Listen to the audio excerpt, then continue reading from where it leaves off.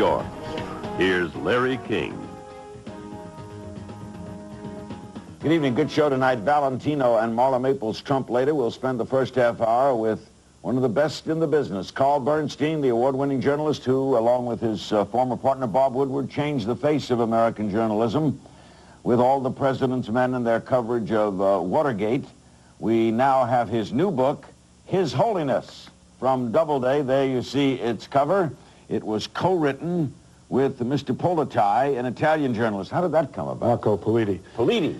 Well, this was a book that's really a biography, and at the same time it's history and the secret history of the end of the Cold War and the Pope's role. And because I don't have a Catholic or widely known Christian background, I thought that I really needed a collaborator who could put context to information that I was getting. And so this was your baby and you went to him? Exactly. And the two of you were, is that hard? Well, you're used to it, right? I'm used to it, and it was a wonderful experience in the sense that Marco brings a dimension to this book, a European sensibility and understanding of the history of the papacy and the Vatican that I just don't have. Who did what writing? How did that work? I ended up sewing it all together, but he drafted some sections. The last part of the book he is largely responsible for, in which you see the Pope in isolation in the declining years of his life.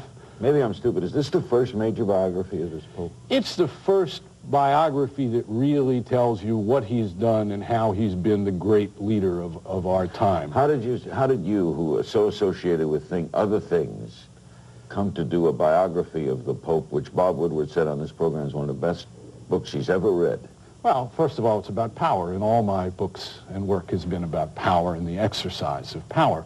I wrote a cover story for Time magazine saying that Pope John Paul II and Ronald Reagan had collaborated secretly to keep Solidarity, the Solidarity labor movement, alive in Poland after the imposition of martial law, and that this was the turning point and the great event in the end of the Cold War.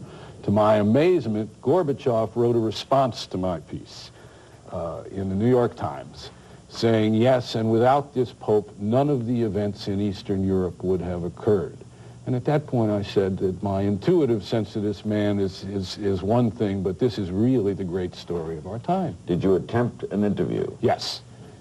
Did not get it, but we traveled with him. Marco has traveled with the Pope for 15 years, which is another dimension that Marco brings to this book.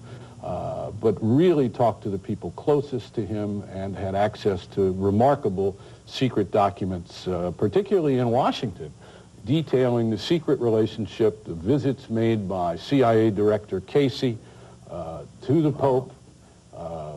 Special Ambassador Vernon Walters undertook visits every 6 months that were totally secret, one of the biggest secrets that we had to see the Pope. You got the cables? I got the cables, and they're amazing. amazing. Print them in the book? Yes, some of them. It talks about how the Pope examined satellite photos showing Soviet troop deployments.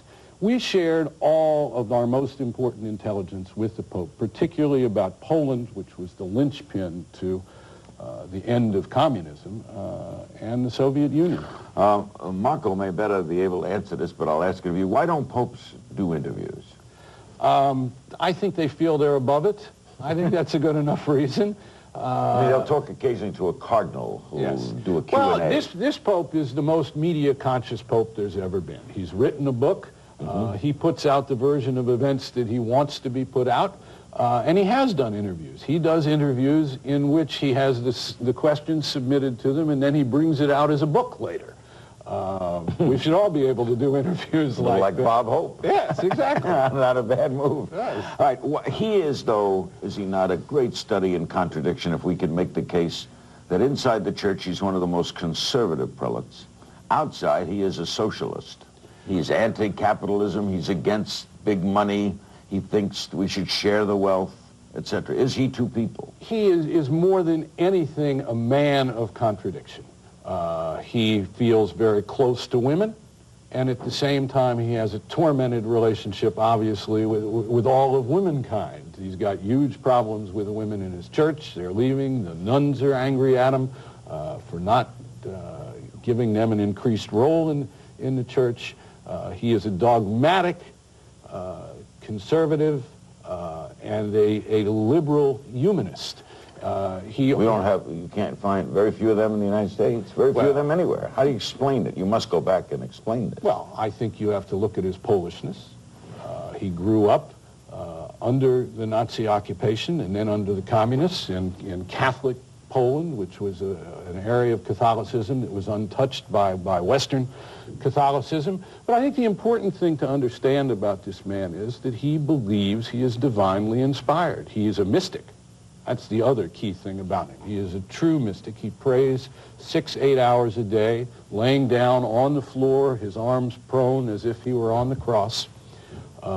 He believes in apparitions of the Virgin, believes his own life has been saved by the Virgin of Fatima. So he seeks and acts on what he believes is divine inspiration. And this was particularly true in his struggle with the communists, and particularly true in deciding that he and Ronald Reagan could work together. That's where the humanism came from, right? The struggle against oppressors. Well, I think the humanism comes from his interpretation of God's will. I think it's more than just oppressors. He is someone who believes he is a great champion of human rights and universal values, although there are women who would say that... In the area of human rights, abortion aside, maybe the #1 spokesman in the world. Absolutely. He and Nelson Mandela are the only great spokesmen in the world for universal principles. Our guest is Carl Bernstein. The book has been published in, 15 countries simultaneously? 12 countries. 12 countries. That may be a first. The book is His Holiness. The publisher in the West is Doubleday. We'll be back with Carl Bernstein on Larry King Live right after this. In Poland, you experienced Nazism and communism. As Pope, you suffered a terrorist attack that nearly claimed your life. Still, you proclaim that the central message of our own time, that the central message of all time is not hatred, but love. Say tonight's show is devoted to Rome. Valentino later. Our guest is Carl Bernstein. His book, His Holiness, from Doubleday, written with Marco Politi, right? Right. And published in 12 countries simultaneously. Carl Bernstein has always been very good at unearthing secrets. He finds a big one in this book, which is... Well, the United States' greatest secret of the end of the Cold War was that it spent $50 million for the CIA to keep Solidarity alive underground after martial law had been imposed by the communists. And I went to Bob Gates, who had been Bill Casey's assistant director and later director of the CIA, and I said, how did this secret keep? Because had it been blown, it would have been devastating, and the whole Cold War might have turned out differently. And he looked at me and he said, good secrets keep, bad secrets leak.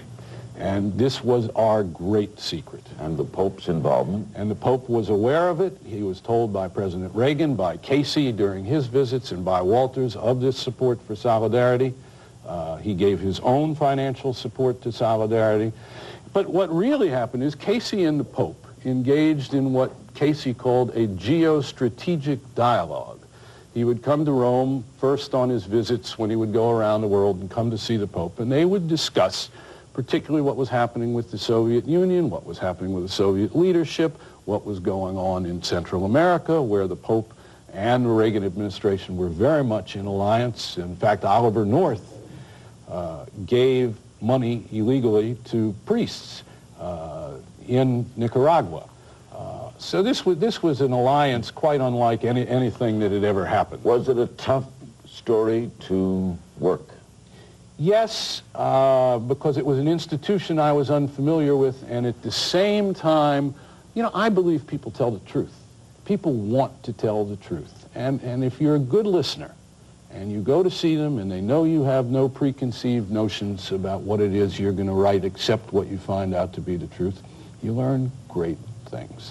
What surprised you the most? The greatest surprise about this secret alliance to me, the greatest surprise about the Pope was his mysticism.